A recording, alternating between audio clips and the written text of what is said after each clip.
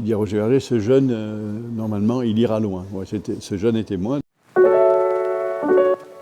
Deux bonnes étoiles. La bonne étoile, c'est ma grand-mère qui dit, en fin de matinée, à 11h au printemps, elle dit qu'est-ce qu'on mange aujourd'hui? On allait au jardin et finalement, on a arraché 3 oignons, 3 salades, 4 petits pois, 3 pommes nouvelles, etc. Et on cuisinait avec un bout de lard de la ferme de l'hiver précédent qui avait été mis au sel. Et cela me reste encore gravé dans ma mémoire, ses goûts, ses odeurs, une laitue qui saigne blond. Cela est pour moi le fond de ce qui est mon disque dur des goûts originels.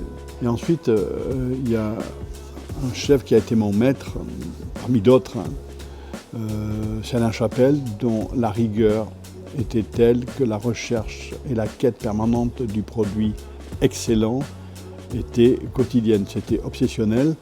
Donc c'était d'abord un grand produit, la recherche de ce grand produit, sa juste préparation, sa juste cuisson, son juste assaisonnement,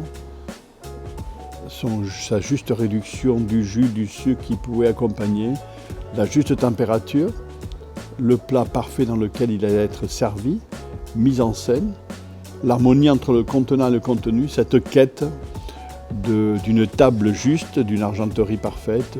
Premier poste de chef, je suis plutôt jeune et je me retrouve comme chef à l'Amandier à Mougins. Et Roger Verger vient avec quelques chefs, dont à l'époque le jeune Maximin.